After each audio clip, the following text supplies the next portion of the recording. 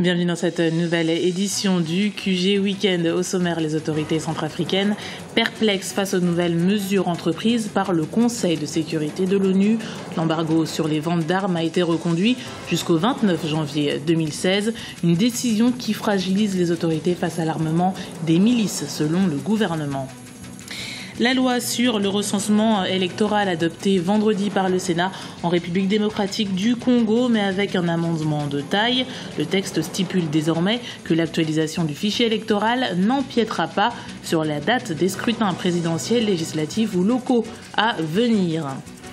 Tout reste encore ouvert dans le groupe C qui jouait sa seconde journée à Mongomo en Guinée équatoriale dans cette Coupe d'Afrique des Nations. Les Lions de la Teranga tiennent tête au Bafana Bafana et le Sénégal occupe la première place du groupe, suivi de très près du Ghana, vainqueur de l'Algérie, en but à 0. Mais d'abord, 90 opposants arrêtés dimanche 18 janvier ont été relâchés vendredi soir au Niger. Ils avaient participé aux manifestations contre la une de l'hebdomadaire français Charlie Hebdo, représentant une caricature du prophète Mahomet. Les mouvements de protestation dans les villes de Niamey et Zinder s'étaient soldés par 10 morts et 200 blessés. Le rassemblement avait été interdit par le pouvoir. Il faut dire que le président nigérien Mahamadou Issoufou était à Paris 7 jours auparavant pour la marche républicaine à Paris.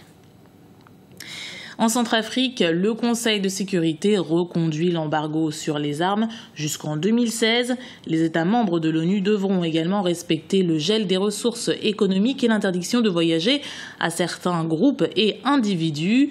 Une mesure handicapante pour le gouvernement. Kekeli Afeto.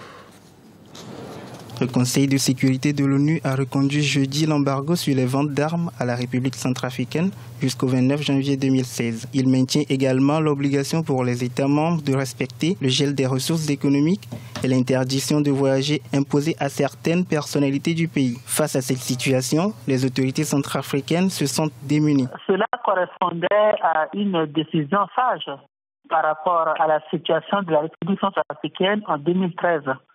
Aujourd'hui, 2014, voilà un an que le chef de l'État, Mme Catherine Samba-Panza, a été porté au pouvoir et exerce le pouvoir de l'État dans des conditions difficiles. Mais beaucoup d'efforts ont été réalisés. En 2013, les FACA étaient dispersés à travers le territoire ou à l'étranger. Aujourd'hui, les FACA ont été recensés. Il y a plus de 7500 hommes qui sont recensés, qui sont casernés, qui répondent tous les jours au camp Kassai, au camp Drou. Donc, ce personnel qui sont à la charge de l'État centrafricain, fait des efforts conséquents de plus d'1,5 milliard par mois pour les payer. Malgré toutes ces dispositions prises par la communauté internationale pour assurer un climat politique et sécuritaire apaisé, le pays est toujours exposé à des attaques terroristes. Les groupes armés sont puissamment armés plus que l'État centrafricain. Et cette situation ne peut pas durer. On ne pourra pas construire indéfiniment le retour à la paix dans ce pays sans construire une armée. C'est cette armée-là qui connaît le terrain, c'est cette armée-là qui sera capable de protéger les citoyens demain parce que les missions des forces internationales ne vont pas durer toute la vie. Pour l'heure, la République centrafricaine ne peut que se remettre aux forces armées internationales pour assurer l'intégrité de son territoire. Leur fonctionnement et leurs ressources ne sont pas visés par l'embargo des Nations Unies. En Tunisie, le Premier ministre Habib Essid a formé son gouvernement vendredi.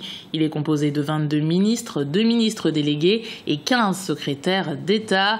Particularité de cette équipe gouvernementale, beaucoup de nouveaux noms, un signe positif pour certains observateurs et synonyme de renouveau après le régime de l'ancien dirigeant Ben Ali, suivi de l'avènement d'Ennahda. À noter la présence de 9 femmes au ministère de la Famille, de la Culture et de l'Emploi. Seul rappel de l'ère précédente, c'est la présence d'Anmar Tounbaï qui conserve son poste de ministre des Affaires sociales. En République démocratique du Congo, le projet de loi électorale controversé en seconde lecture au Sénat a été revu et corrigé ce vendredi 23 janvier, ce qui faisait débat, un recensement électoral qui risquait de repousser la date de la prochaine échéance. À l'unanimité et après plusieurs jours de contestation populaire, les sénateurs ont supprimé tout lien entre organisation des élections et identification de la population. Les explications d'Aminata Jack. En République démocratique du Congo, le projet de loi controversé modifiant la loi électorale a été amendé par le Sénat. Lors du vote article par article du texte vendredi 23 janvier, les sénateurs congolais ont modifié le contenu de l'article 8 qui conditionnait l'organisation des élections législatives et présidentielles de 2016 par le recensement général de la population. Une décision bien accueillie par l'opposition qui toutefois regrette les violences survenues ces 3 derniers jours dans la capitale, Kinshasa. Un sentiment de satisfaction, d'abord, bien que nous regrettons infiniment la mort de tous ces martyrs victimes de la répression qu'il y a eu ces derniers jours. Mais nous pensons que le Sénat a adopté la voie de la sagesse. Ils ont entendu le cri du peuple et ils ont pu adopter une loi par consensus. Je dis bien que c'est un consensus, parce qu'il y avait d'autres éléments dans la loi pour lesquels nous n'étions pas tout à fait d'accord. Mais le point majeur a été bien négocié et il y a eu une très bonne argumentation. Je pense que nous pouvons nous contenter de ce compromis. Pour les analystes, l'amendement de l'article 8 de la loi électorale constitue une victoire pour l'opposition et pour le peuple. La modification de l'article 8 en RD Congo est une grande victoire pour l'opposition et aussi pour la communauté religieuse. Mais aussi, cela dénote que le Sénat a pris les choses en main d'une façon très honorable, donc a modifié cet article qui posait des problèmes. Mais on voit bien qu'en Afrique, les peuples ont leur mot à dire. Il y a la pression de la rue, la pression aussi de l'opposition qui peut faire changer le cours des choses, le cours des événements. Et espérons qu'il y aura un consensus au niveau de la suite de la démocratie au Congo.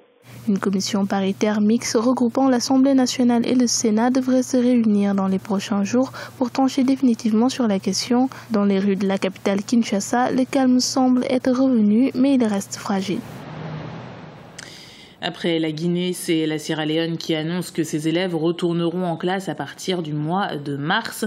La virulence de l'épidémie Ebola avait engendré la fermeture des écoles depuis juillet 2014. En début de semaine, c'est l'Organisation mondiale de la santé qui a annoncé un net recul de l'épidémie. Seul bémol pour l'OMS, le manque de liquidité auquel elle prévoit de faire face au mois de février 2015. 350 millions de dollars seraient encore nécessaires pour endiguer la maladie d'ici 3 à 4 mois. La Sierra Leone demeure le pays le plus meurtri par la fièvre hémorragique. 10 000 des 21 000 cas enregistrés dans le monde l'ont été en Sierra Leone. Rentrée officielle également le 2 février 2015 sur toute l'étendue du territoire angolais. L'heure est au dernier préparatif. Le service public offre de nombreux avantages comme sa gratuité, mais d'une certaine façon, les places sont chères. Reportage de notre correspondant, Jacques Amboka. Plus que 10 jours pour la rentrée scolaire 2015 en Angola. Les parents s'activent pour inscrire leurs enfants. Le processus est ouvert depuis le lundi 19 janvier pour toutes les écoles publiques d'Angola. Être parmi les premiers à inscrire son enfant, c'est le souci pour beaucoup de parents. Ici, à l'école 14 de Abril à Chkoreo, un quartier populaire de Luanda, 106 élèves se sont déjà inscrits. Le processus da matrícula na minha escola está decorrendo na normalidade. Le processus d'inscription dans cette école évolue normalement. Nous inscrivons en conformité avec les capacités de nos salles de classe, 35 élèves par salle de classe. Ainsi, nous sommes en mesure d'inscrire 140 élèves. Pour 140 alunos nessas 4 turmas. L'enseignement primaire et secondaire sont quasiment gratuits en Angola, mais les places sont aussi limitées. Face à cette situation, les parents les plus avisés n'attendent pas les derniers jours pour inscrire leurs enfants. J'ai pu inscrire mes enfants ici à l'école du 14 avril. C'est une partie de mon devoir en tant que parent qui est accomplie et je suis satisfaite. La gratuité de l'enseignement primaire et secondaire est assurée en Angola, mais pour beaucoup, l'État doit davantage miser sur la qualité de l'éducation. Nous continuons d'inscrire les enfants dans les écoles publiques, non seulement par le fait de sa gratuité, mais aussi parce que nous constatons qu'il y a une nette amélioration de la qualité de l'enseignement. L'année scolaire 2015 sera ouverte officiellement le 2 février 2015 sur toute l'étendue du territoire et le début effectif des cours est programmé pour le 5 février.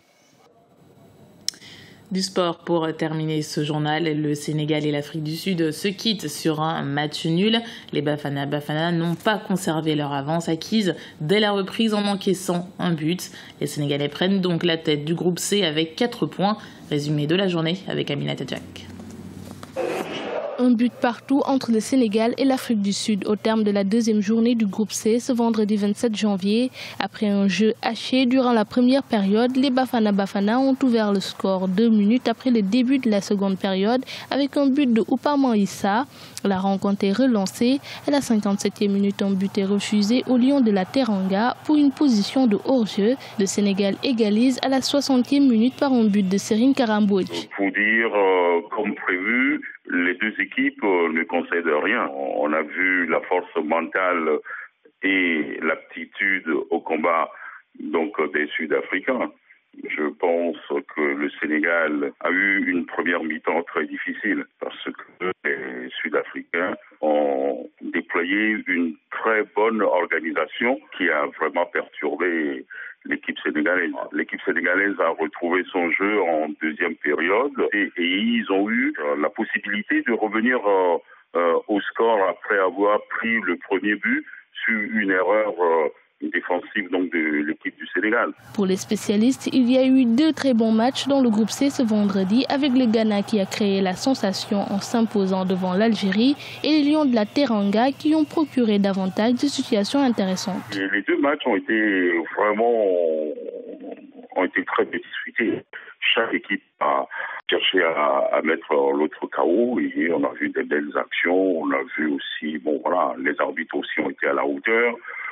Les supporters aussi, il y a eu de l'ambiance partout. Je pense que c'était une très bonne journée. Après la défaite de l'Algérie face au Ghana, le Sénégal prend la tête du groupe C avec 4 points. Les Fennecs et les Black Stars comptent 3 points chacun, alors que l'Afrique du Sud termine les classements avec un seul point.